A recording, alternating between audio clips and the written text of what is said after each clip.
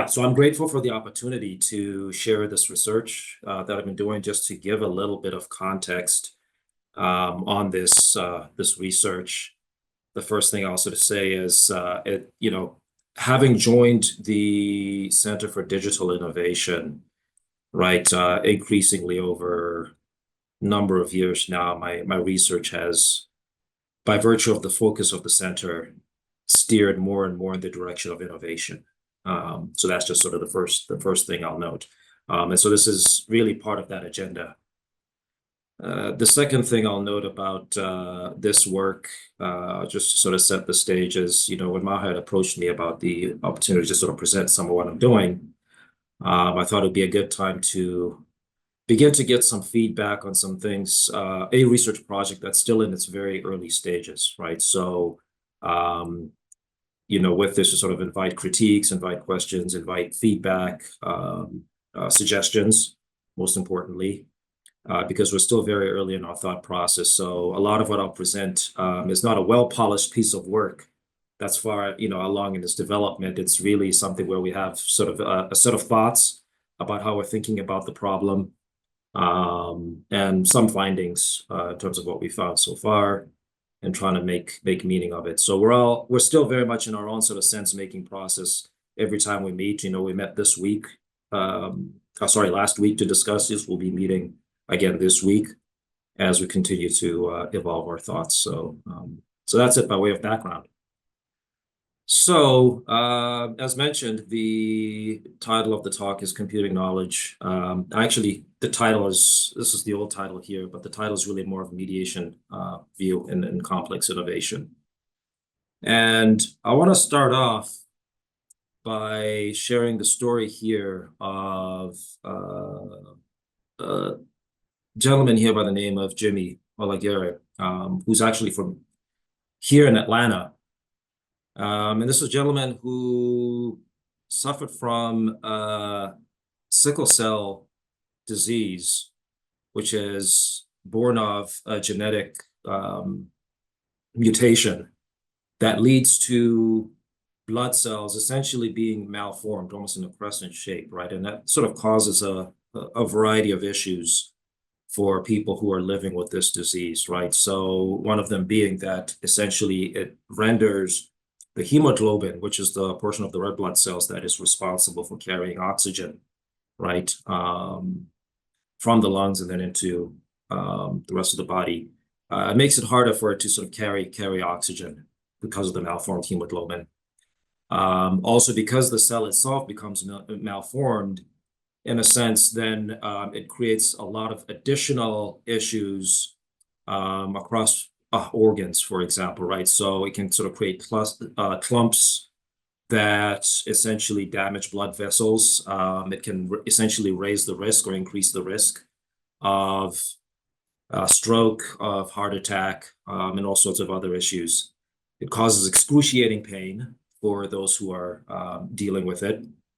And it largely affects right about 25 million, right, people across the globe. It's mainly prevalent among people of African descent, in particular. So suffice it to say, it's a particularly debilitating disease, and one that very much sort of has genetic origins.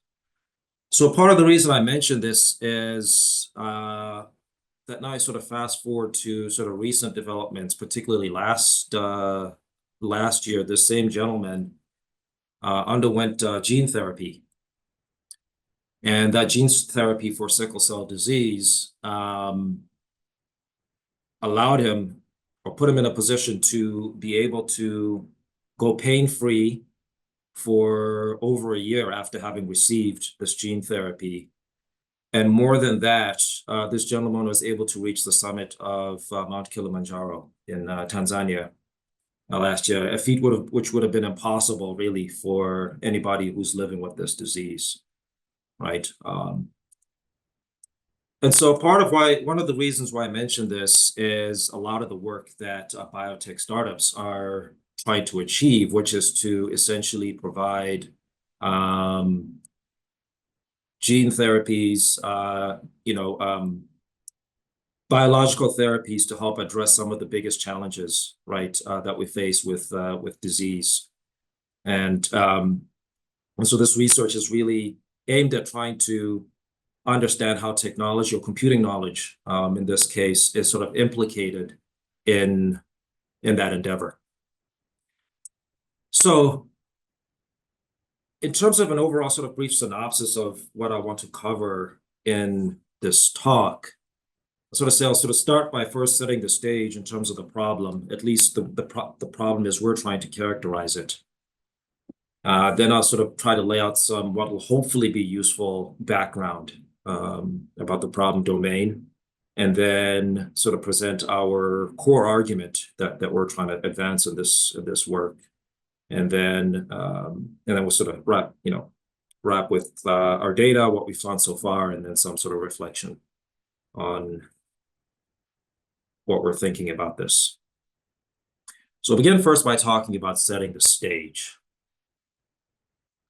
Right, and sort of broadly speaking, right, sort of know this, John, in the audience, you sort of know this, right? Innovation is sort of really a big part of the value proposition that firms sort of focus on and try to do for a variety of reasons. Part of that innovation, in a way, helps facilitate, right, new revenue streams, for example, right, in terms of new offerings for firms. It does other things such as perhaps achieve some, efficiency. So maybe it's not about producing new things, but doing things differently in ways that are perhaps more efficacious. But typically, innovation is not done just for innovation's sake, but really because there ideally is some at least anticipated or sought after, right, value proposition there. With that being said, there are obviously sort of, particularly with new ventures, right, particular pressures that they face. For them in particular, right, it's the high pressure to produce innovations on short time horizons, right? And this is part of, at least within the startup community, sort of new venture and venture capital landscape, right? This is sort of a big consideration that typically when these firms launch, they sort of seek funding to help sort of identify and sort of prove out their main thesis on the innovation they're advancing. And then hopefully that then produces opportunities to either go for a next round of funding, right, which will help them sort of scale up and commercialize at that point. Or it provides a pathway, right, for them to begin to grow into sort of a late stage venture. But the early stage ventures is where the highest pressures are to sort of produce innovations and show progress. And then you can sort of amplify some of these pressures when you look at the domain of complex innovation, such as biotechnology. And this is particularly challenging because it's sort of a high risk, high reward endeavor. Higher risk in the sense that because of the nature of the innovation in biotech, there's no guarantee that meaningful innovations will be achieved, right? So it is very much sort of a search and discovery process, if you will. And typically the time cycles for identifying many of these, given the nature of the innovation, tend to be fairly long. On the other side, obviously, once successful innovations are discovered, they tend to be fairly high reward, right? And that can manifest in a number of different ways in terms of obviously offering something that the market values that can then be priced as necessary. It could also result in acquisition, or the company could go public. So that's one sort of pressure that they face. And it's no wonder or little wonder as a result of this, right, that the failure rates of biotech firms tends to be fairly high. By some accounts, as high as 90%. A fairly significant chunk of that sort of failure happening within the first 5 years of a firm's life.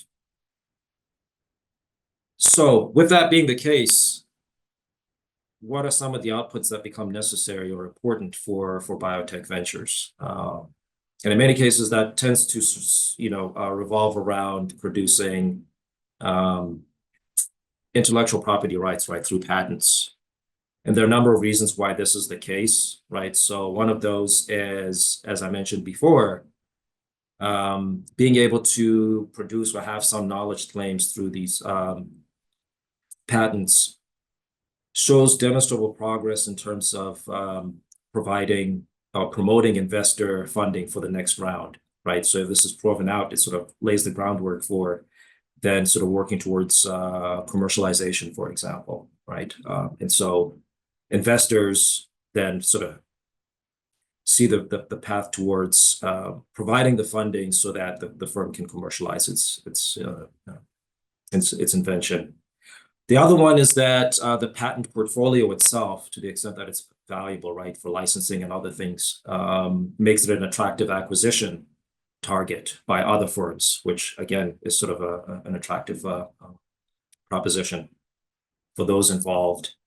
And the other thing is also in the event of failure, right, when the company has to wind down its operations for one reason or another, having a patent portfolio then becomes a valuable asset, right, in the event of such liquidation that can be sold on secondary markets to those who sort of find value in the IP. So this is a large reason why there's sort of such a fixation on innovation in biotech startups in particular. And so the question, given all of this, is they're under this pressure to produce and identify innovations in this space on fairly short timelines. Are there some ways that, in our case, from our interest, technology may be implicated in facilitating that endeavor to identify innovations within the biotech space?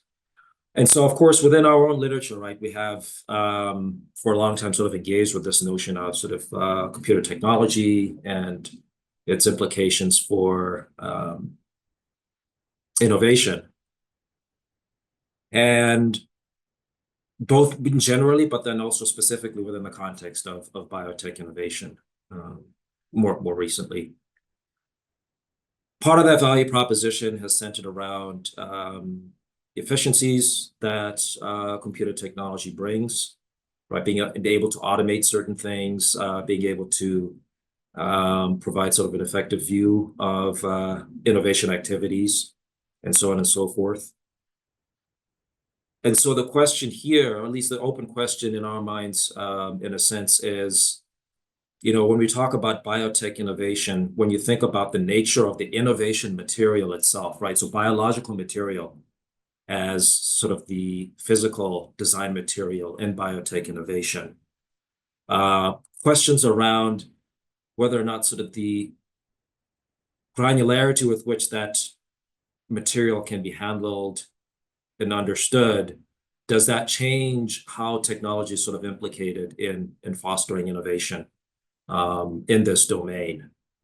And we're going to look at a sort of a particular manifestation of that in this research.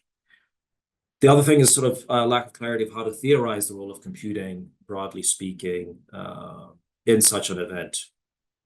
And then also for us, really thinking about where that computing knowledge itself necessarily needs to reside. Does it have to be embedded within the startup among the founding team, or is this knowledge that can also be acquired or accessed from external? So in other words, are there sort of multiple pathways through which these ventures could actually avail themselves of this computing knowledge to the degree that it is useful in fostering innovation?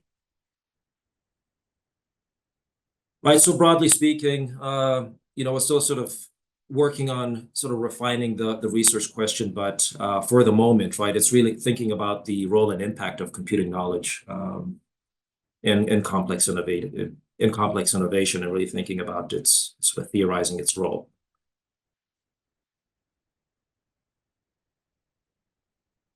All right, so with that being said, some background here in terms of just how we've, as a community, has sort of grappled with, technology and innovation at the firm level.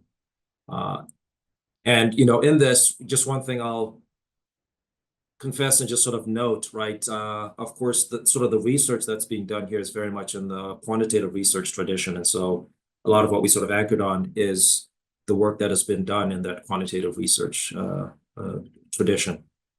So, sort of listed in this table a number of articles that have very much sort of grappled with, in one way, technology, digital technology and innovation, not necessarily in the biotech space, but just more generally, right? As I mentioned, this is sort of a longstanding focus of research in our discipline.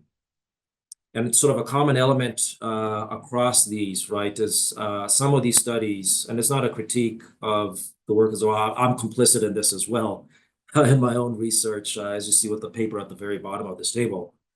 The technology itself for research in this tradition has tended to be black boxed, right? The notion is simply that sort of investments in technology, broadly speaking, seem to correlate with innovative outputs, right? Most of that in this kind of tradition has been in the form of patents, but there have been other sort of variations on those innovative outputs as well.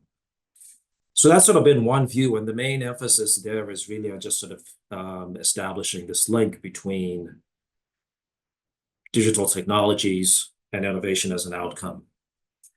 There is another strand of work that has sought to become much more granular, right? To sort of say, well, is it really just investing in technology that makes a difference, or is there something about the technology? Like, what is it about the technology specifically that is potentially facilitating these innovative outcomes, right? So this is by no means an exhaustive list, but just a few exemplars of work that have tried to sort of provide a more granular look at what it is about the technology that's facilitating this, right? So going all the way back to, Paul Pavlov's dissertation, right, which really kind of broke out knowledge management, right, systems, cooperative work systems, project and resource management systems, really talking about what it is about these systems that enables, in that case, it was looking at new product development teams.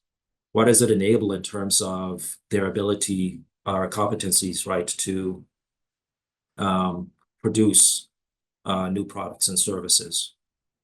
There's been other work that has really looked more so at investments specifically in data access systems, because the data access is the thing that makes a difference in innovation, but also the network connectivity in terms of facilitating the flow, right, of data to facilitate firm innovation processes. There's been other work that's really more so talked about, like Terence Saldano's work, right? Business analytics applications, which is really more so on sort of manipulation and sense making about data in order to sort of derive insights that help sort of produce the innovations. And so on and so forth. So the general idea here is it's not just sort of the technology, broadly speaking, but really kind of getting into what the technology is providing specifically that's making many of these things possible. So there has been that level of granularity in our effort to kind of understand how technology is implicated, right, in innovation.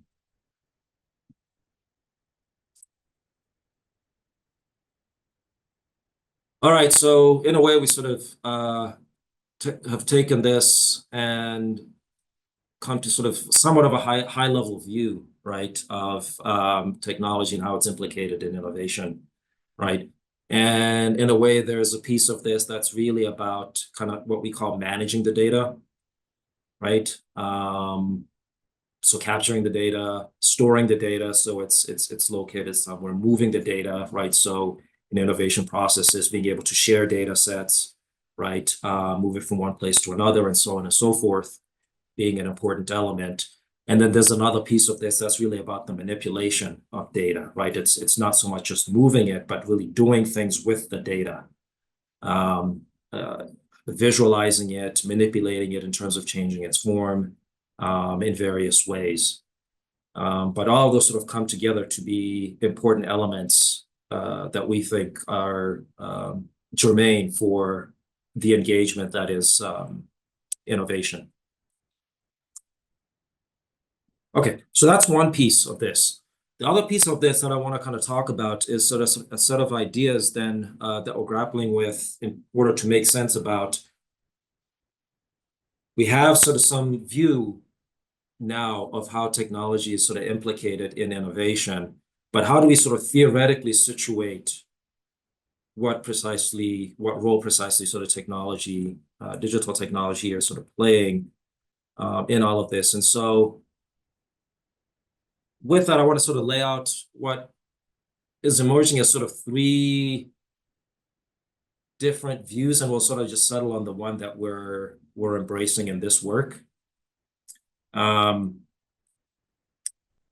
I know there's sort of ongoing debates about whether or not these are sort of three entirely separate views, or if they're sort of interrelated in some way. It's an ongoing discussion, and the intent is not necessarily to wade into that water, if you will, but more sort of just sort of present what seemed to be emerging as in the discourse about technology, right? So there is one view that really sort of orients itself towards technology being a means for representing, right, the real world. And there are a number of works that have been done this. So a lot of the work that Ron Weber has done, Andrew Burton Jones has done, others have done as well. In some ways, it sort of relates and traces back to some of what Shoshana Zuboff has talked about in relation to sort of informating, right, work. So people's sort of relation to the work that's been done. So the information systems informates those real world systems in a ways through measurements of activities, reporting of states, and outcomes and the like. The point here being that really when we think about digital technology vis-a-vis the physical world, and I want to be careful in my terminology, but the physical world, so leave it at that. Right, that systems like this and technology essentially allow us to engage in sort of representations and work with representations in ways that can help us sort of think about the ways we organize work and the like. And there's been work that's sort of gone on to really talk about the implications for how work gets organized when we adopt that view. So that is a view. Right. Another view, perhaps in some sense, a little bit more, relatively speaking, more recent, right, is this notion that to the extent that digital objects can be separated from their physical bearers, right, that in a sense, the digital in and of itself can be a meaningful space to consider, one that is in some ways sort of separate. And this is what my colleague Richard Baskerville's paper sort of talks about, right? One that's sort of separate from the physical. But the point here being that digital technologies are not strictly there to represent real worlds. They can do other things as well, right? Those other things as well is sort of really center the digital realm as being meaningful in its own right. And so a number of things sort of become possible here, right? So,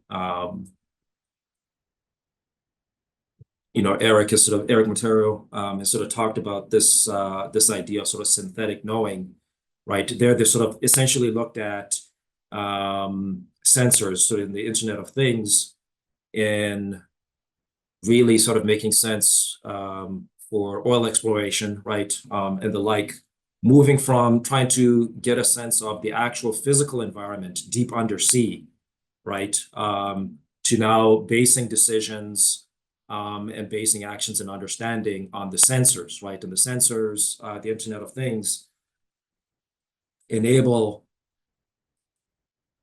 people to make decisions, come to a view of something without necessarily having to directly interact or look at the physical environment itself, right? So there's sort of this shift, and so they sort of advance this idea of synthetic knowing, right, that makes these digital representations real, right? And so that's sort of a view that has emerged.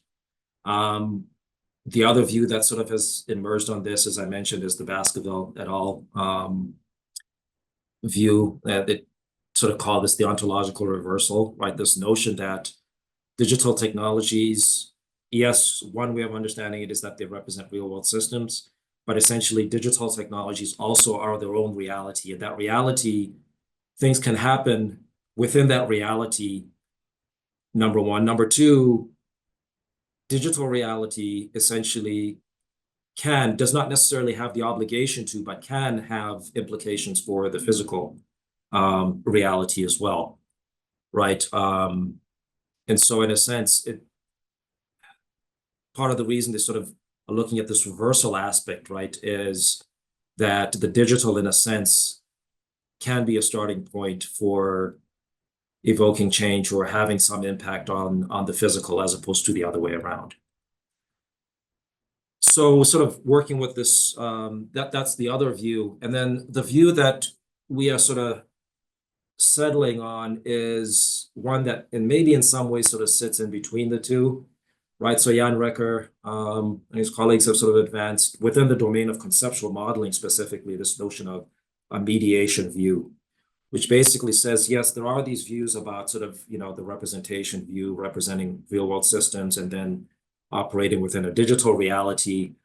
But really, at least in the context of conceptual modeling itself, conceptual modeling scripts play a mediating role between the two that essentially facilitate, right, a number of things that encompassing primarily sort of representation, right, of physical reality in a digital realm, right, facilitating translation of understandings within the digital realm of digital reality, execution of digital into physical reality, and then evoking change within physical reality. So it really sort of sits in between these two realities and facilitates movements back and forth, right, between the two. And for reasons I'll sort of express next, we sort of find this as an interesting and potentially sort of useful view of how to sort of situate technology, right, in the innovation process, not strictly as just reflecting the physical innovation with biological material, not necessarily strictly operating within the realm of the digital, right, but more so kind of mediating the two. And that's kind of the view we'll come to. But let me take a pause. And I've just been sort of talking at risk of sort of having this be a monologue and see if there are any sort of reactions, questions about this before I sort of step into talking a little bit about innovation with biological material, which will hopefully then start to set the scene for making meaning of why we're looking at this in a particular way.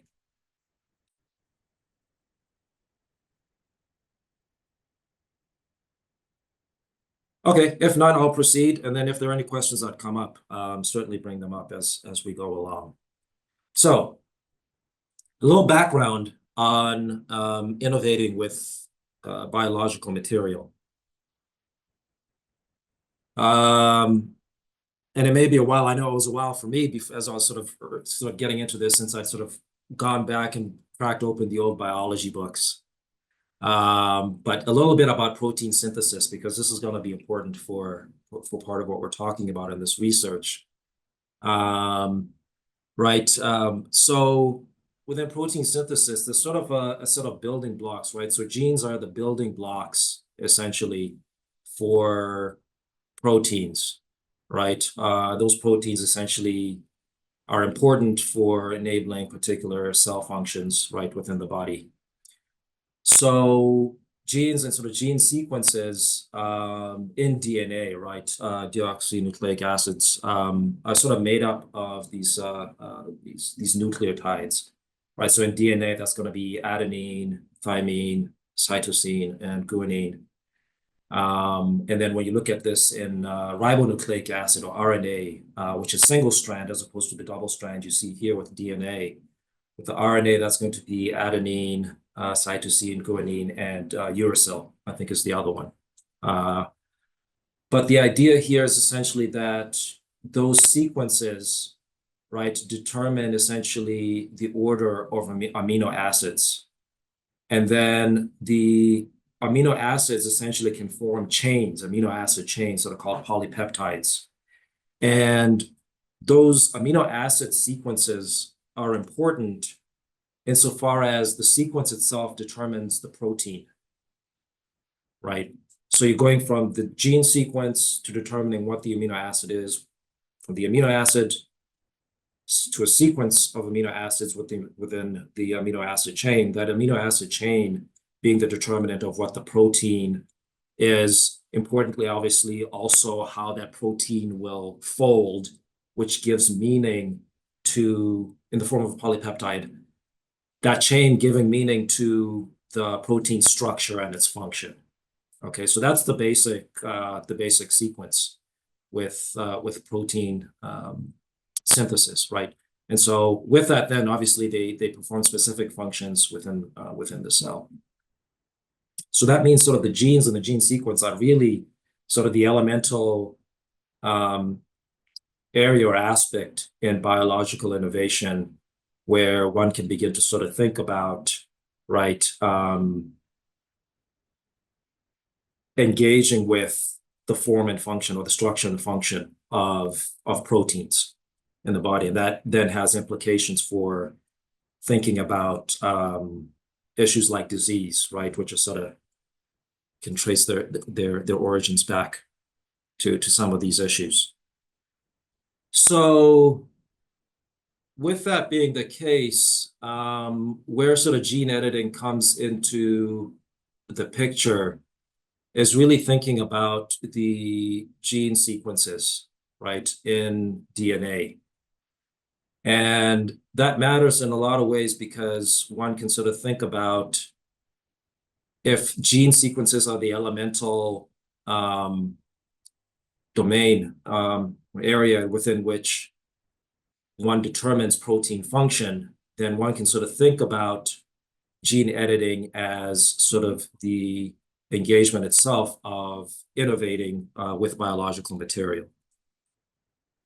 And so a lot of work over the past decade or so, actually more than a decade now, has really been focused on trying to make headway at this level for precisely that reason. One other point I'll sort of make about this is, given that sort of that gene editing sort of happens, I mean,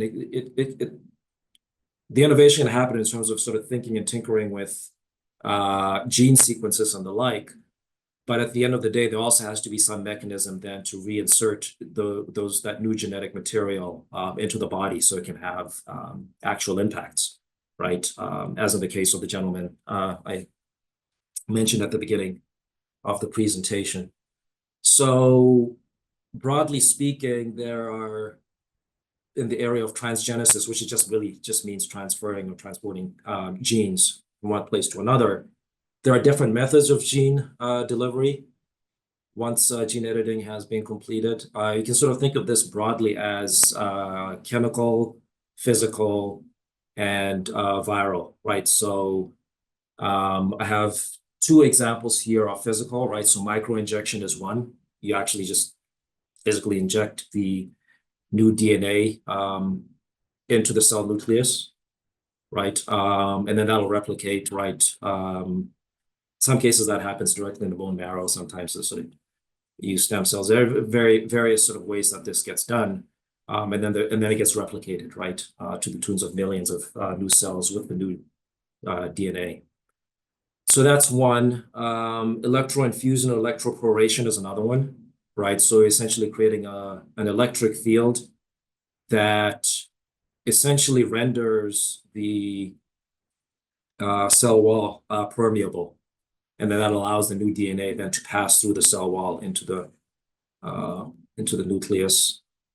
So that would be the physical, or examples of the physical. And then there's obviously viral vector, right? So essentially, you take a virus, making sure that the part of the virus that's responsible for replication has been deactivated, because you don't want that happening, that replication happening. But you then insert that into the host cell. So the viral vector is another one, and then the chemical one typically involves using lipids. The lipids sort of bind and then are sort of easily passed through the cell wall. So there's sort of different ways once the gene editing has been done to actually sort of put this back into the biological world, if you will, um, once gene editing has been done.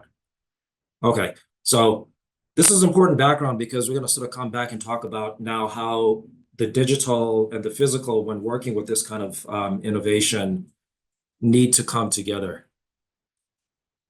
And so we'll talk a little bit about our core argument, starting with our idea that if you take this notion of sort of physical reality on the one hand and digital reality on the other hand, you can sort of overlay that within the context of biological innovation. And within the context of biological innovation, there's this sort of notion of the wet lab, which is essentially where you're dealing with the biological material itself, right? And then there's the dry lab, which is where a lot of the computational biology happens, right? So you're really dealing with data and computing and the like, right? And the two obviously sort of feed into each other, but there are these two realities, if you will. And so that's just the first thing. The second thing to note about this, right, is the elemental material for innovation, which is genes and gene sequences, are available in both.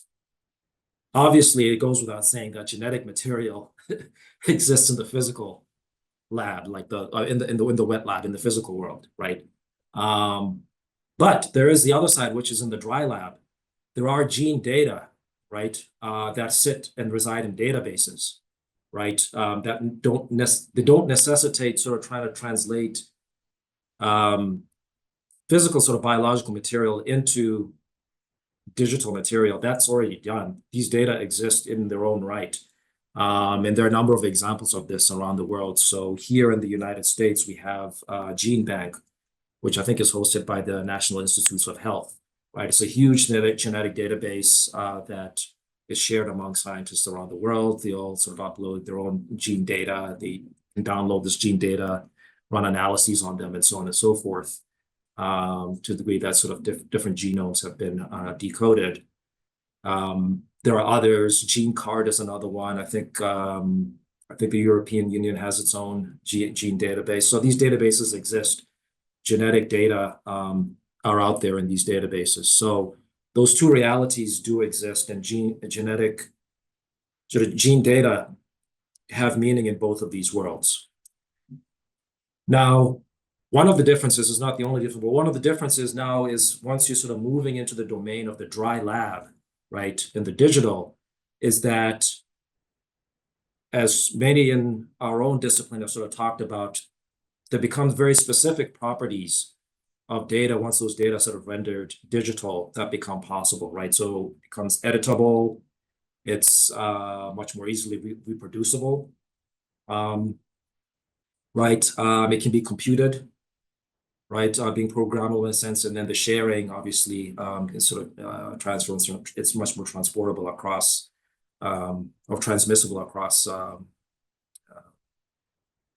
media and locations. So there are certain things in this biological innovation engagement that become possible when you're dealing with this in the realm of the digital that may not necessarily be equally as possible within the domain of the physical and the wet lab. Right, and so if you sort of overlay this mediation view, we do see an opportunity to sort of think about ideas of two things, right? I think one is with this mediation view, opportunity to represent, right, genes, because genes have, the notion of genes has meaning for us as human beings, but for the scientific community as well, sort of dealing with this biological material, right? So representing that within the digital realm, representing that whether it's with specific existing genes or in the creation of new genes and new gene sequences, once those have been edited, right? In translation, and I'll talk about the translation in a little bit once I talk about the elements of sort of how computing knowledge is sort of implicated in all of this. But then on the other side, there's also the execution in the physical, right? How do you take something that is identified and has meaning in the digital realm, and in a sense, try to bring it into being in the physical, right? But also, what does that mean in terms of enabling change in the physical world itself? So before we get to that, we also overlay what we find to be sort of Montero and Parmigiani's sort of notion of synthetic knowing, but sort of expand a little bit to sort of say it's really sort of synthetic search, discovery, and knowing.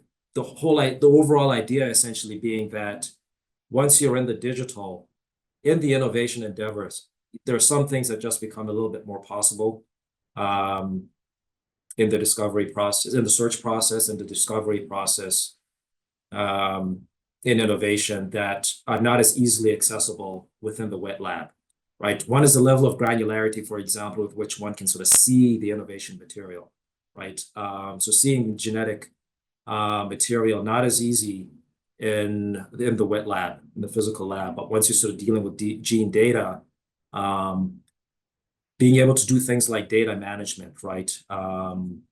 Collate data sets, organize, not only sort of organize the data, but sort of put it in different formats in ways that are interpretable or can be used in a search process. So, for example, setting up experimentation, right? So saying, well, these are the gene sequences, we change these things. You can use the power of computation to look at different combinations, look at different potentially high potential, right, outcomes of experiments in the digital realm without going through the slower machinations that would be necessary in the wet lab, in a sense. So the ability to search a wider space, particularly in a constrained time frame like biotech firms sort of face, would be sort of one area, right, where within the synthetic, within the digitals, the search is sort of opened up quite a bit. The ability to narrow down promising avenues is improved. The other one is within data visualization, right? So being able to visualize gene data enables new ways of seeing, right? That may not be possible in the same way when dealing with the same genetic material in the physical. So being able to sort of visualize protein structure that emerges from these gene data. In a way, this is sort of timely if you think about recently, I think AlphaFold, right, won the Nobel Prize, right, for the work that they've done in facilitating sort of predicting protein and visualizing protein structure. So there is sort of value to being able to visualize this in terms of sense making in the innovation process with biological material that is just much more difficult, or in some ways may not even be possible when you're sort of dealing with the wet lab. And then the last one is the manipulation part, right? Sort of trying different combinations, permutations of gene sequences, simulating, right, what the implications may be to sort of, again, in a computed realm, engage in this sort of search and discovery process, right? And so that becomes very useful within the domain of the dry lab. But at the end of the day, that's a useful sort of sense-making device. But the innovation in terms of what this culminates in happens in the physical, number one. Number two, those two sort of feedback on each other. And so I think that's why I have the question mark, as you see here on the left-hand side of the screen. I'm going to sort of highlight it here. All right, over here, which is, can one simply sort of look at this and say, well, okay, you've done all this in the digital, so the end state is really just to kind of bring this into the physical, and then we're done. And the point is that I think that in a lot of ways, the two mutually feed into each other, right? And they feed into each other. One of the reasons they feed into each other is that one needs to be careful not to make the mistake of concluding that what happens in the digital, right, is an exact representation of what happens with the physical material. And I think, if you want a really eloquent expression of that, I think this paper, right, by Diane Bailey and colleagues in Org Science really gets into that. Not in this realm, they're talking mostly about vehicles, right, in the automotive industry. But part of what they talk about with simulation in particular as a form of virtual work is this notion that there's a temptation, particularly around among engineering managers, to see digital simulations and the results thereof as being perfect substitutes of the physical. And if you read the paper, some of the interviews that they've done, if you have time, I just encourage you to look at it, right? It's quite striking what some of these managers say. But the point there is that one cannot really fully only base design in the physical realm on what has been learned within the digital realm, because real world systems do function differently, right? Whether it's things around temperature, what's in the air, what have you. There are any number of things that just cannot be effectively modeled, right, within the digital. And so the verisimilitude of the digital has this lure. That's why they have the title, The Lure of the Virtual. That's sort of the title of the paper, right? That it can mistakenly sort of lull us into thinking that we can only operate in the digital to know everything we need to know about how this thing will work in the wet lab or in the physical world. And the point there is that in order to have sort of almost a feedback loop within the digital to then engage in more exploration and more meaning, one needs to be able to sort of translate these new edited genes effectively in the wet lab to sort of see how they operate. So let me take a pause there. I see, Maha, you have your hand up. And yeah, it was just and I think you might come to it, so please just let me know. I was thinking more about how you're talking about digital technology mostly, or I think only, but I'm wondering, there's a stage before the wet lab where the gene material is actually extracted from something as well. So I'm wondering what tools, technological tools are used, whether it's a syringe or something way more sophisticated. And so are we looking at, different forms of mediation between this, that actually there are variations? Because I was thinking very much, I know I'm from a background in science and technology studies, but I was thinking, if you look at Bruno Latour's work, which is basically representation theory just couched in different terminology, but how something is removed and that is a representation of something else. Of course, it signifies what the reality is, but doesn't quite, and how by different forms and different levels of mediation, you end up somewhere where perhaps is not as representative of reality. So I was just wondering, will it be only, and maybe just again, you'll come to your data in a minute, but the wet lab and the dry lab, they exist, but then there are stages before as well and probably after. I was wondering, mediation, exactly where is the mediation that you're focused on? Yeah, that's a good question. So I will say, for our purposes, we're sort of taking the innovation material in its physical form and its digital form just as a given. Like, it's there. That's sort of the world we exist in. So it's not so much about how one sort of takes the physical and then moves it or translates it into the digital. We are taking that as a given. The mediation itself, we sort of see this, right, in a few ways. I think one is really that within the context of the innovation engagement itself, the technology is really sort of a sense-making, a search discovery sort of sense-making device, but it really sort of sits between, right, this meaning of the sort of the biological innovation, then it's physical world sort of manifestation in a sense, right? And in between is really this meaning-making machinery, if you will, right? That involves being able to do things like move and manage the sort of the genetic data, being able to sort of visualize and look at genetic data in different ways, right? Being able to manipulate and run experiments, digital experiments, right? With genetic data. And so when I say mediation, it's mediation not so much in the sense of, so if you look at, for example, the Bailey et al. Paper that are sort of referenced here, their sense of mediation is almost like, not even almost, it's really in the mode of remote control, right? That is, in a sense, there's a real world physical thing, and you are controlling that real world physical thing through a digital medium. So it's literally mediating that action, but we're not talking about it in that sense.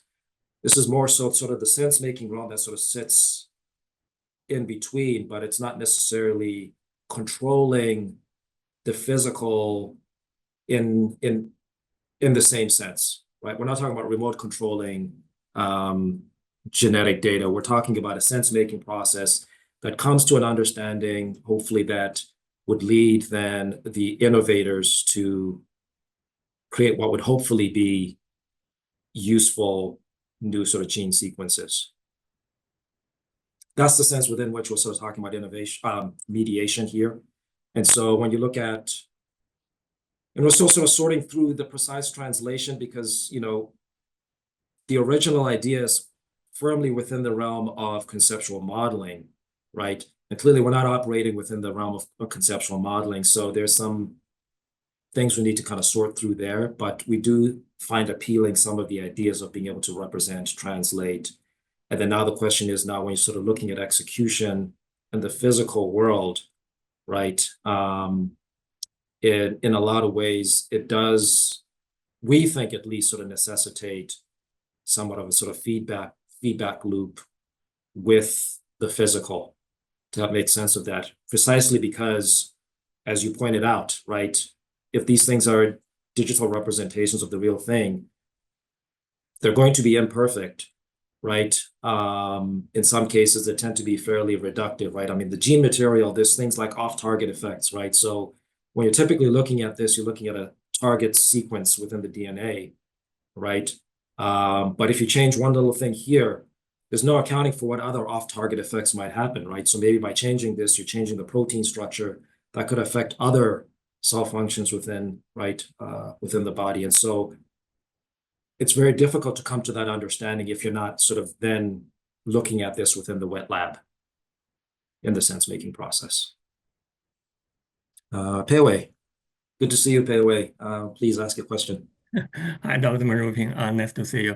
Very impressive research project, and I'm having an observation right now, not a question actually.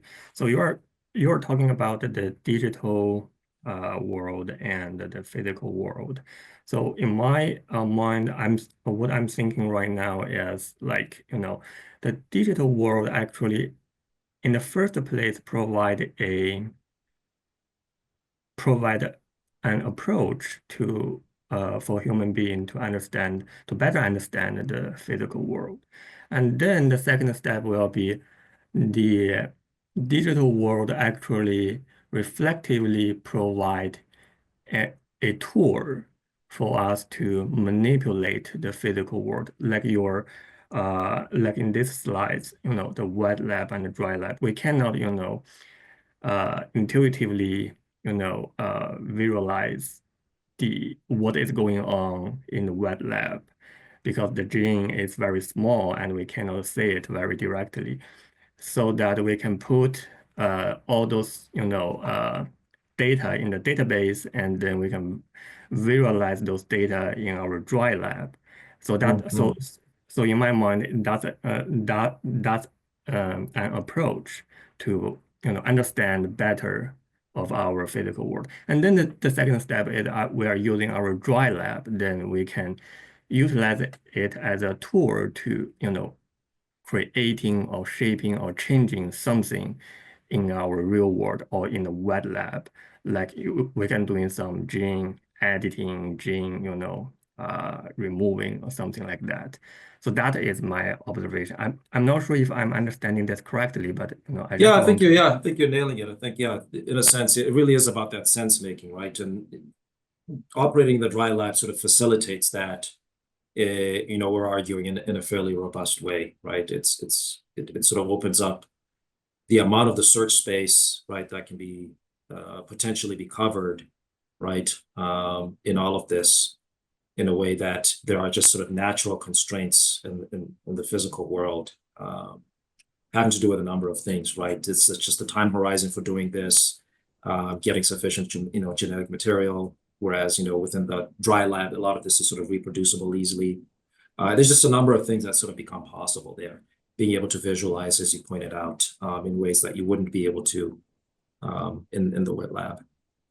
Okay. Yeah. And sorry, and a very quick follow-up question is that, so for the gene database, is that, publicly available, or we should apply for some, make some application for those gene data set? I think database? so, at least as far as I know, for the NIH one, that database should be publicly accessible. Okay. Yeah. Yeah, thank you. Yeah, if you just go to Gene Bank, they have it there, and they sort of listed a number of ways to A, access it, and then B, what sort of the norms and expectations are about how it'll be handled. Okay. Yeah. Thank you. Johnny, please. Thanks. So, well, this is really cool. Just a comment, just out of excitement, I guess. Yeah, please. I was thinking, about, like the foregrounding versus backgrounding, the story you're telling. And I seem to recall your research question was focused around, sort of the ways in which knowing impacts innovation. And that's a cool story. But I think, looking at this sort of slide and also listening to you, I get tempted to sort of focus on a different story. So Yeah.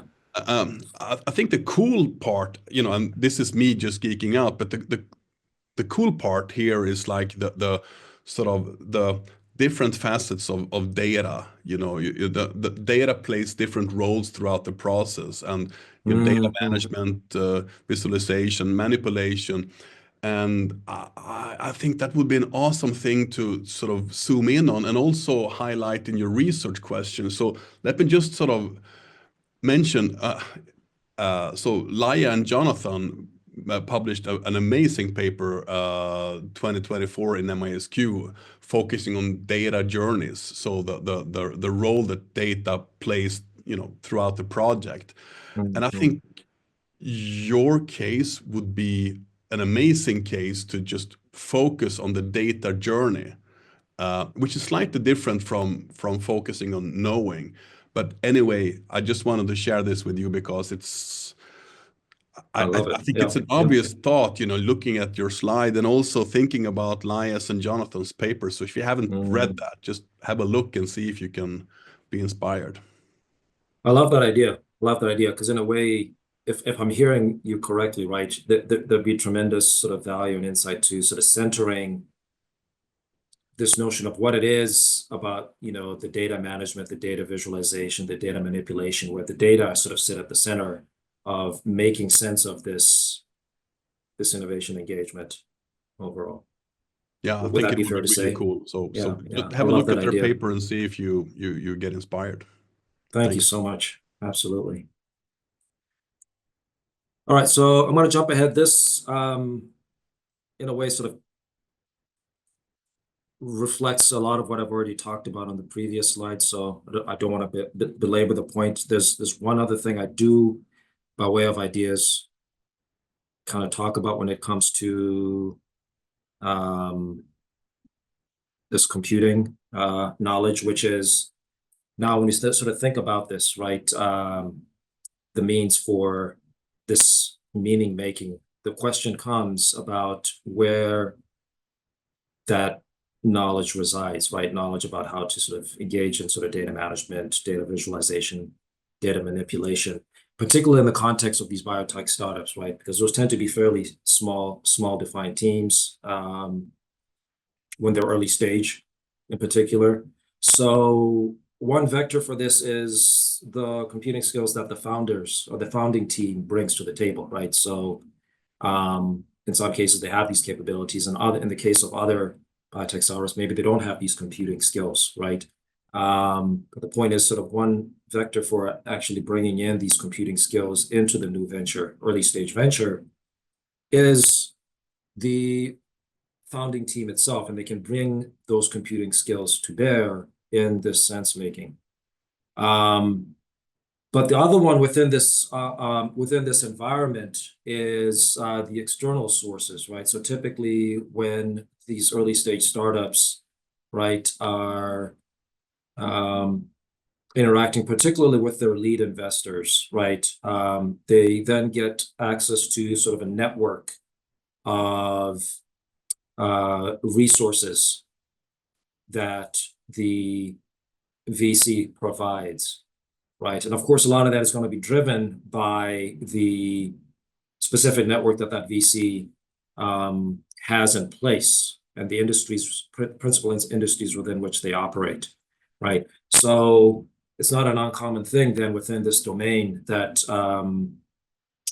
companies once funded by the VC then would be provided with access to computing resources or computing experts who can sort of come in and help the company with these knowledge gaps to the extent that they may have sort of knowledge gaps that exist. And so principally for us, that becomes another vector. If you're dealing with VC that has connections or has experience within the digital technology domain, that they could sort of bring that expertise to bear. In other cases, you have sort of the venture partners themselves that sort of bring this knowledge into the company as well. So all of this to sort of say some of that can come from externally as well. It doesn't necessarily have to be a skill that sits with the founding team.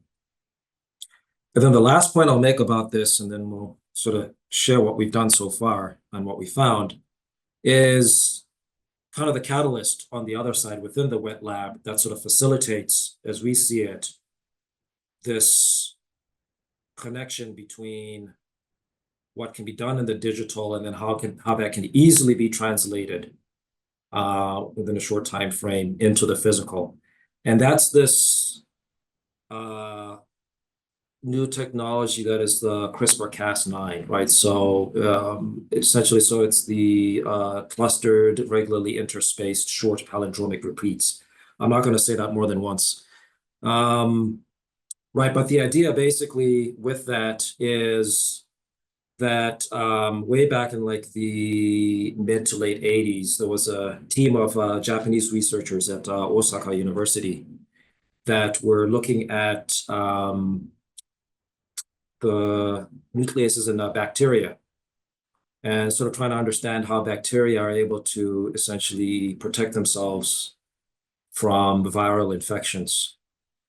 And part of what they learned in that process, what they noticed, I should say, they noticed in that process is that in the DNA sequences within the bacteria, there were these sort of short repeating sequences that seemed to pop up regularly, and they didn't know what to make of it other than to make a note that it was there. And they said it wasn't obvious what the sort of purpose of that was within the bacteria, and they sort of just left that alone. Fast forward, then Emmanuel Charpentier and Jennifer Doudna, who are not the only ones, but the ones who are largely credited with sort of advancing the understanding of these CRISPRs, right? They sort of really shed a light on what the purpose of these repeats were, right? So essentially, these short palindromic repeats, the palindromic aspect of this has to do with the ability, basically within the DNA strand, you have a sequence, right, of the base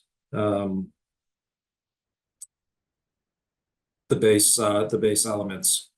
And it's palindromic in the sense that it essentially reads the same backwards and forwards, right? It'll be like kayak or rotor or level, right? Going one way or the other, it sort of is the same backwards and forwards. And so what that provides is an opportunity or a mechanism for RNA that sort of reflects that same sequence to be brought in and to essentially either edit that DNA sequence in a number of ways. And so they identified a mechanism for doing this, basically borrowing from the bacteria and what the bacteria do. right? Because the bacteria are able to look at the viral DNA. And in looking at the viral DNA, they can identify the sequence of the DNA that helps the bacteria sort of recognize that viral DNA and then deactivate it. And so it uses a number of different things, one of those being basically the guide RNA that sort of tells it where to go, like where the target is in the sequence. It has this, the PAM side, which is the protospacer adjacent motif, which basically says where the sequence begins and ends, right? So you're not sort of modifying anything beyond that little sequence. And then the other piece of this then is this Cas9, which is essentially an enzyme. It's a endonuclease that is, think of it as sort of a pair of scissors that is responsible for cutting, right, the DNA in a particular place. And so once you're able to sort of use the guide RNA or single guide RNA to the target site, then you can snip and cut out the piece that's offending. So for example, if in the sickle cell, right, disease, you can find the gene that's responsible for the mutation and cut out that gene, for example, right? You can introduce new genes via donor DNA. You can activate certain genes. You can deactivate other genes. So at a very elemental level, this technology allows one to really start to modify and determine sort of the protein structure and function at the genetic level is the point. And so we sort of see this as the mechanism by which now this sort of translation between the computing knowledge has always been there, right? And sort of the sense making obviously could be done absent of CRISPR. But the point here for us is that having this as a mechanism to then engage within the wet lab to feed back into the sense-making process in the dry lab becomes an important unlock for kind of realizing the benefit of this computing knowledge and innovation. And so our framework essentially has these components, right? So within the wet lab and the dry lab, you have the digital genetic material. In the dry lab, you have the physical biological material. In the wet lab, sort of provided examples of that here. And within the digital, these are the things that become possible, right? Within the wet lab, then one can sort of execute and change, gene sequences and make new molecular discoveries. And the mechanism for doing that is you're essentially then going from engaging in this sort of synthetic search, discovery, and knowing to having this CRISPR as a mechanism to then engage and connect with the physical or the wet lab in a sense. So that's kind of the overall framework. We're still in our sense-making process I mentioned before on the data side, but I can sort of share what we've done at least up to this point. First thing is, part of the challenge is that startups are just at least data on startups are just notoriously difficult to come by because they're private, right? And so those data are not as easily traceable as would be the case for, say, publicly traded firms that have just sort of certain reporting requirements for the Securities Exchange Commission. What we have been able to find, we found through the Crunchbase database.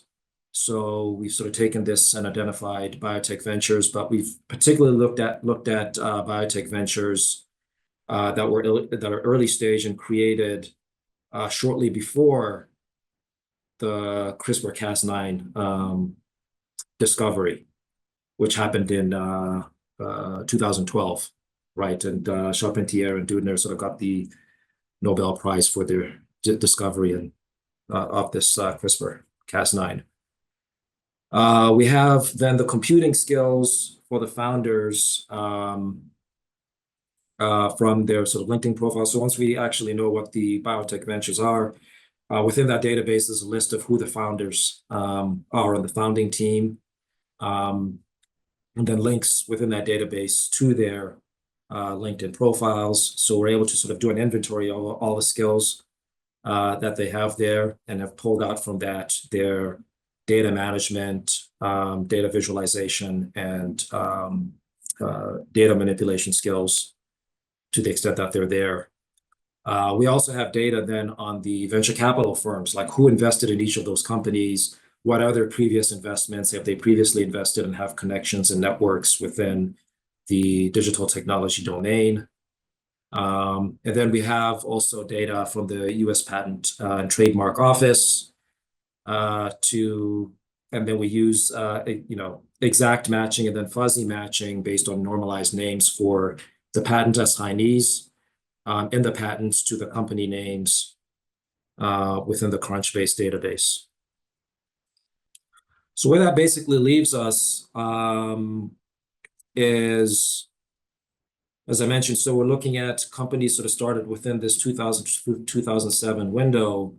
We have 2,178 of those. Of those, we're able to sort of collate data on the founding teams for 297 of those. And in performing this matching, as I mentioned before, for the patent data, we're able to observe the patents that came out of those companies from the period 2008 to 2017. That culminates in 2,957 biotech patents. And then I'll just note here, 7 of these biotech ventures went out of business, closed operations during that observation period.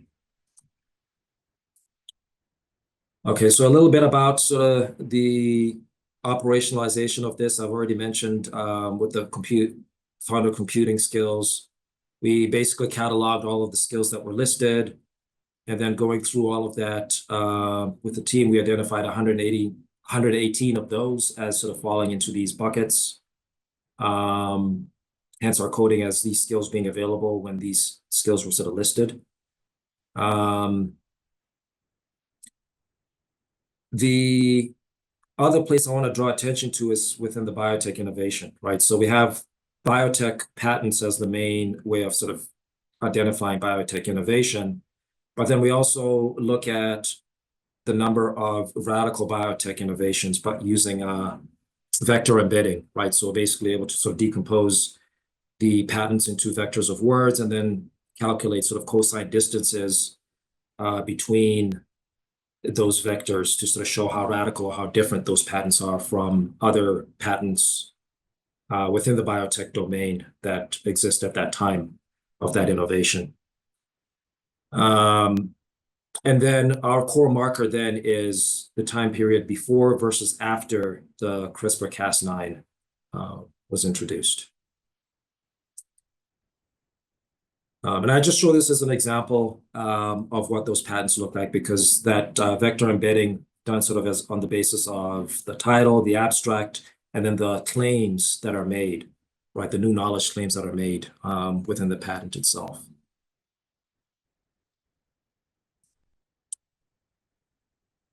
Okay, and then we have a number of control variables. Happy to say more about that if there are questions about it, but I do want to kind of show what we found so far in our analysis, noting that we're still early in our process with this work. So here are the descriptive statistics. You can sort of look at the range of values, right? So you do have companies that produced no biotech patents at all in the observation period. And then you have others that produced quite a lot. Same for the radical patents.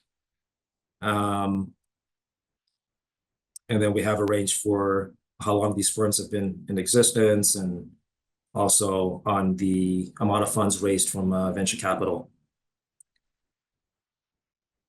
I show this visual where essentially you can sort of look for the sample of firms within, or the sample of firms in our data set, right? The blue, sort of the red line is for all patents. Look at the total patent count. This is before the CRISPR introduction. As I mentioned before, CRISPR, the main thing was sort of publicized in 2012. And then you can sort of see after 2012, this sort of jump in the number of overall patents. And then we also see in terms of the number of radical patents, sort of discoveries that are just not new discoveries, but considerably different from pre-existing patents also sort of jumps here following the introduction of CRISPR. And so to sort of look at what that means in terms of the impacts of computing and computing knowledge, as I mentioned before, and just sort of looking at the computing knowledge itself, yes, computing knowledge does have some impact, not within the founder team, but when you look at the venture capital experience that's brought in, IT experience that's brought in, does seem to have some impact on the number of patents, right? But what you see really is the acceleration and magnification of that when you have the introduction of CRISPR, right? The notion, we think that at least an indication, early indication of how the computing knowledge itself on its own may not necessarily be enough, but it's really having this mechanism within the physical that opens up new opportunities, right, for really kind of catalyzing that sense making and translating it into innovations. And we see this both when you're sort of looking at the founder skills and also when you're looking at the confluence of the VC IT experience and CRISPR's introduction, and where you include both of those in the model. So for us, it's really the confluence of those two things, right? Not just operating within the realm of computing knowledge and skills, but really kind of bringing these two things together that really facilitates the innovation. So that's one. We see the same pattern here when we're looking at the number of radical patents, right, that are produced by the firms in this sample as well.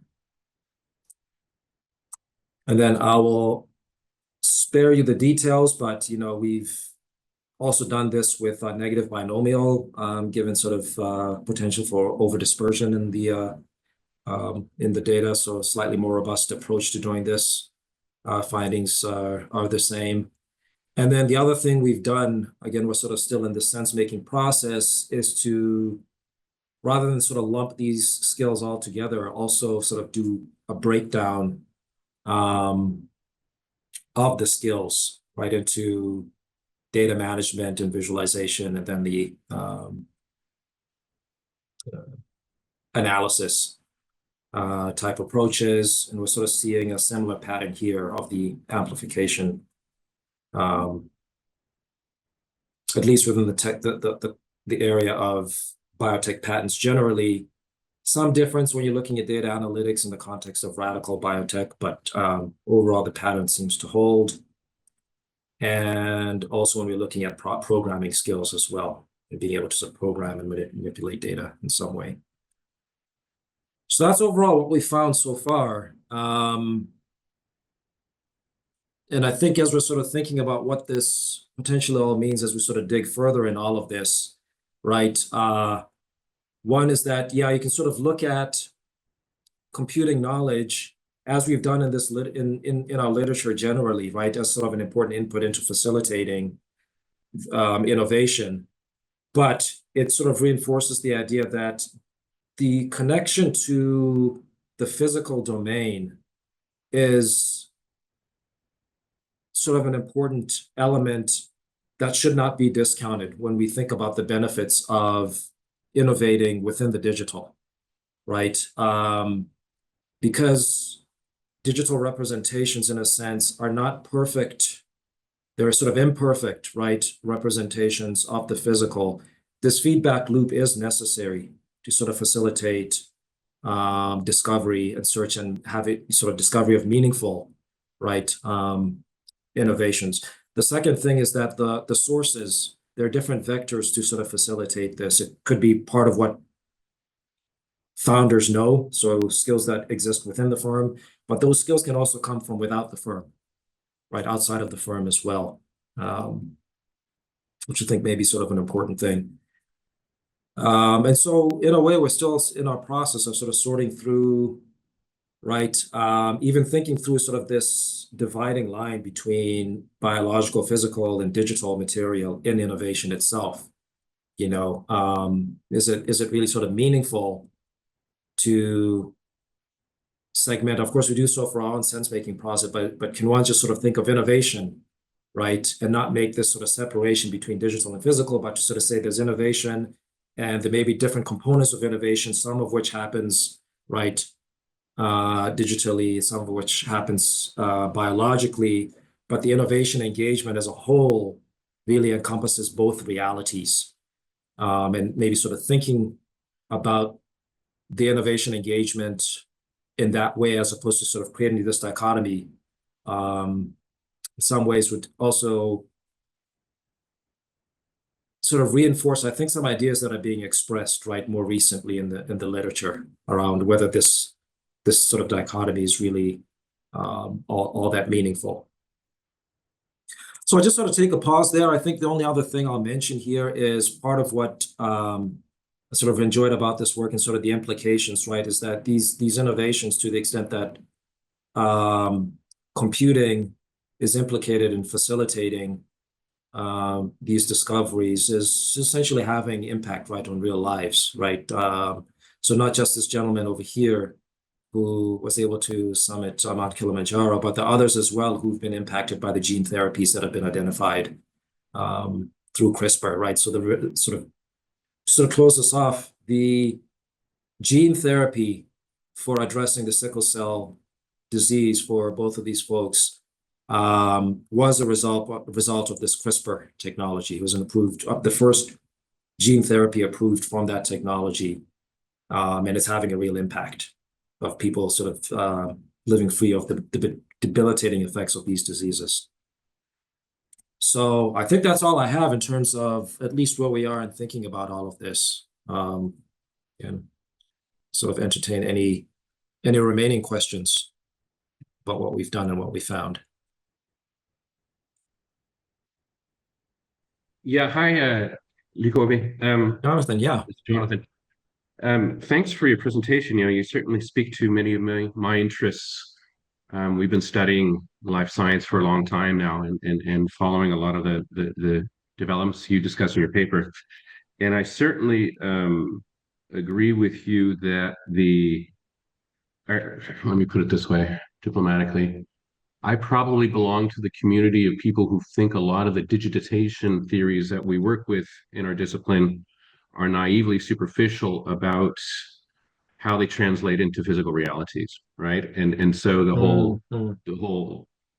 whole process about mediating between digital and physical realities is just treated.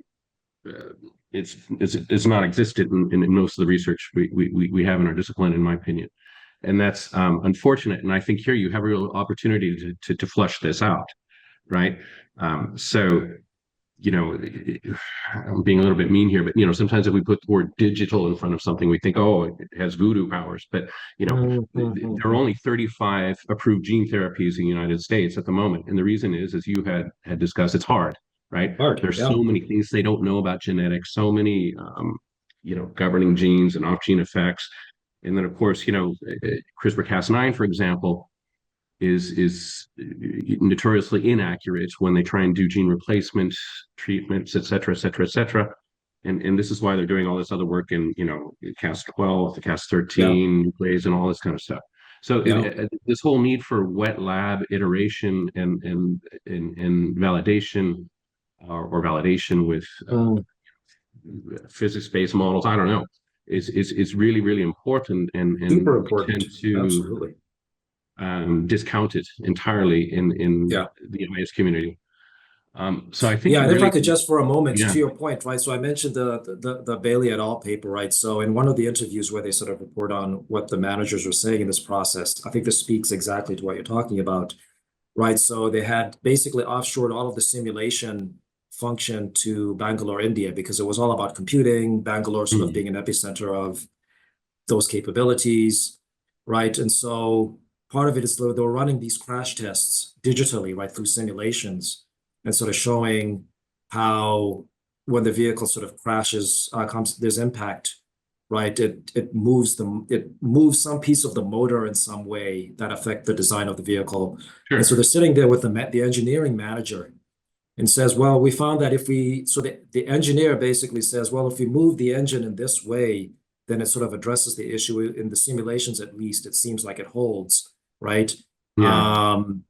And so manager says, okay, then we just go with this design. It should work, right? And the engineer says, well, no, we know it works in the simulations. We don't know how it works in the real world, right? We don't know how it would be impacted if you did an actual crash test, right? And the engineer is like, yeah, but the simulation says it's right, that it works. And the engineer is like, yeah, but we don't know if this is actually going to work. The simulation Right. says it should work. Right.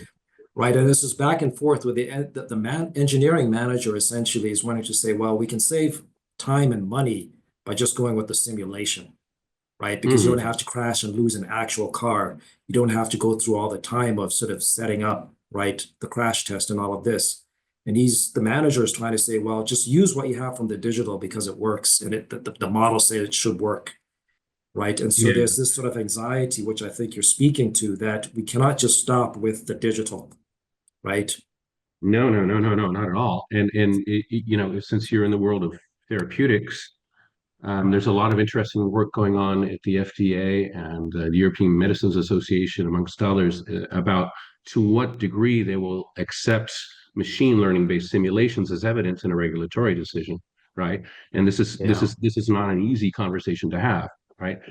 Because you know, there are benefits. That is, you can reduce approval times and cut down the cost, et cetera, for pharma and society. But then, you know, can you trust them? How do you validate them, et cetera, et cetera, et cetera?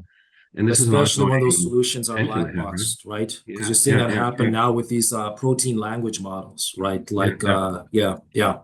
So with these Yeah. protein language models, we don't know I mean, we know that they're sort of built on this, you know, encoder, decoder, transformer architecture, but we don't know how they're coming to these sequences and what it means. And so can you really No. put much faith in Yeah. approving Yeah. these things? Yeah, no. Yeah. So, I mean, there's a huge interest, and this speaks to the whole ontological reversal argument, I guess, a huge interest in pharma for synthetic proteins, Yes. you know, to make them smaller so you can eat them, or, you know, synthetic antibodies, synthetic Yep. enzymes, et cetera. And they're trying to use AlphaFold to do this, but of course, AlphaFold, as you mentioned, tells us absolutely nothing about how proteins fold in nature, right? And so this is a huge problem. And how is it used? When can it be trusted? All this kind of stuff. And I think these conversations are utterly missing from our discipline. This you know, there's this, I'm being a little bit mean here, but I mean, there's this assumption that this backward translation into all these translational actions back into the physical realm are automatic and problem free, and they're absolutely not. And you know, no, in very few areas is as difficult or tricky as in the field you're studying. And then the question relates, of course, to, you know, is patent counting the best measure of trying to understand what's actually going on here? I don't know, but you know, you probably see a lot of divergence between the number of patents based on, you know, the post-hype CRISPR phenomena and what actually gets through regulatory approval. Oh yeah, because that it's so itself, I mean, the hard. patents are just the start, right? The patents are just the start. There is so much that happens between there and really what the ideal end state is, which is a therapy that's out there that's actually helping people. That is a long road. And it's certainly not assured just because the patent is in place. Yeah. Well, exciting stuff. Yeah, thanks much. Be interested to sort of talk with you more about this. It's, you know, as you said, you sort of been in this space and following developments for sure. And we're still in our thought process about this. And I think, you know, a lot of what you've mentioned, a lot of what sort of Johnny mentioned, I think these are things that are very useful in our thought process and just in terms of how we convey this story and how it takes shape. Yeah, nice. Thank you. Likoebe, will you do any qualitative work from this? Because your data, I mean, I know the way that you tell the narrative, at least it's very, very rich. I know that at the end we came to patents, but I'd love to actually hear some so Maha, you're gonna like this. So not sure at this point with this particular project, but I'm already sort of getting together and putting together things for the next project, which actually involves some of the open source protein language models that are out there, right? So there are a number of these that are that have been produced and open sourced and really trying to make sense of exactly this. So as part of that, yes, I do want to delve into this qualitatively, understand how many of the people using these and making meaning of what they're learning from this, how are they using this, and where does it feed in, right, to this innovation process? So yes, that's very much on the roadmap for the next project. Oh, it sounds fantastic. I mean, just one last thing. I mean, before, of course, anybody else, well, and you're invited to, of course, speak up. But I was just thinking of economic sociology and Donald Mackenzie's work and Calon and all of these people who look at the world and say, well, they were looking at the financial crisis, and they think that, well, we create models by their very, they are simple versions of the world. And yet, because we start to rely on those models then to give people loans and mortgages and so on, they actually begin to create the world. So I was wondering I know that's not exactly where you're going with this, but is there a way that you could understand, well, if this were such a simple mapping, then things would work, but then there's something else going on which actually makes this relationship qualitatively. I mean, I know this is more about patents, but that was just a thought. There's lots of literature in STS and economic sociology that if you were interested in, that could help you at least understand. I'm not sure if it actually add a contribution space. I think that's the tricky part there a little bit more. Yeah. No, I mean, I think that's a good thought and a good point. I'm not sure how those considerations would affect. Well, a couple of things there, right? I do think there may be a part of this. It's sort of parallel to the argument, right, that Bailey et al. Made in the automotive, right, which is there is the economic case almost incentivizes relying on the digital, right? I'd like to kind of give the folks doing the work more of the benefit of the doubt, but you can sort of see a certain convenience to that, right? Relative to the long, arduous work of trying to do this in the wet lab, going down many paths that don't bear any fruit, right? There's only so far one could go with that. So you can sort of see the allure of doing this entirely within the digital from an economic perspective. Right. I do wonder also if that also invites a question about, if you think about the economics of this, if it also invites decisions about what diseases to address, right? I'm thinking of this specifically within the context, again, we're studying biotech firms, right? Biotech startups, right? So, yes, on the one hand, it is a drive to introduce new biological innovations to the world, but it's difficult to disentangle that essentially it's also a vehicle for money making, right? The idea is that you invest in this thing, it'll become valuable beyond people's dreams, and that's going to translate into economic benefit for at least the investors and the founders at some level. So I do think it is important to also it's hard to disentangle those two pieces in terms of how that actually informs what they decide to work on, and how much they sort of center discoveries with the digital relative to the physical. These are as much innovation decisions and biological innovation decisions as they are economic decisions. Yeah. No, thank you. Yeah, really good point. Johnny. Yeah, so I mean, I was just thinking, building on Maha's point, I think this is also where I'm thinking, like, how can you sort of theorize, building on like, iconic figures like Calon, Mackenzie. And I think this is, and the joke is on me, because I think, I always thought as a qualitative scholar that, I think I have an upper hand in naming and framing phenomena in a way that is sort of unpacking it from a theoretical point of view. But I had a very humbling experience a couple of years ago So I took this management course at Umeå University, and there was this French woman just sitting. I can see her building, across the road from here, Emmanuelle Charpentier, and she Yeah. and Oh my she goodness. presented this thing, we were supposed to just say a few Wow. words about our research, and I have this thing, with this long name, Cas9, whatever. And my comment to her was like, you need to think about the different name because this is not going to fly. And I've been wrong a lot of times as a scholar, but I've been never that wrong. Oh my goodness. So this is why I'm That's hesitating incredible. to give you suggestion of the naming and framing, because that was a humbling experience, telling her that this is never gonna fly. You need to come up with a new name. I was wrong, and I'm not gonna give you a suggestion of the naming and Oh framing. no, please do. Please do. I've never been accused of having a talent for naming things. So all suggestions welcome. Well, sure. again, this story tells me that there's limits to my knowledge as well. So it was a humbling experience. She got the Nobel Prize and I didn't. So That's a great story. Thanks for sharing that. It's a good one. Any lingering questions, I guess, before we wrap here? Well, that was Or fantastic. it doesn't even have to be questions if it's just comments or ruminations. I think also welcome. What I know is it's a fantastic study. Oh, sorry, there's a hand up. So yeah. Yeah, please pay away. Yeah, sorry, I just have one final comment.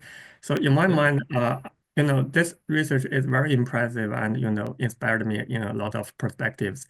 And in my mind, I'm thinking about the digital world actually is making the physical world more reachable to many peoples because to many people, because for example, the gene editing things might not be reachable or feasible to a lot of people.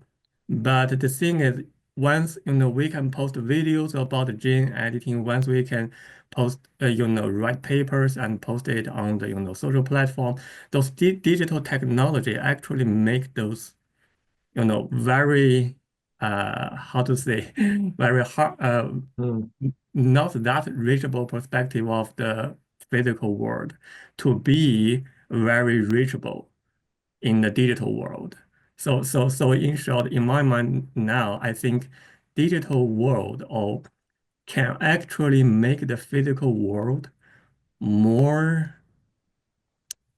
transparent to more people. So that's my comment. I'm not sure if I'm correct on this perspective, but I'm still thinking. So I just want to share it. Yeah, thanks for sharing that. I mentioned it in passing, but I know there is sort of an ongoing discourse about this. So this is the second time I'm presenting this work. First time I presented it was at UVA late last semester, like in, I don't know, November, I think it was. And little did I know that there was sort of this back and forth going on between those who sort of have this representation view of things, and then this sort of emerging discourse around ontological reversal and sort of digital first and the like. And there's some very different views between those who subscribe to one camp versus the other. That was just a really interesting discovery to me. I was sort of not cognizant of prior to presenting this work. Yes. So yeah, it is an ongoing discourse for sure. So thanks for the observation. Yeah, thank you. That was brilliant. Seriously, there's so much wonderful stuff going on. And I think you've got comments from which you might argue is either representation theory or going more into this ontological reversal, which sounds very much like Mackenzie's ideas to me as well, by the way. So yeah. And then, of course, many other thoughts as well. It was so good to have you. Thank you very much. My absolute pleasure.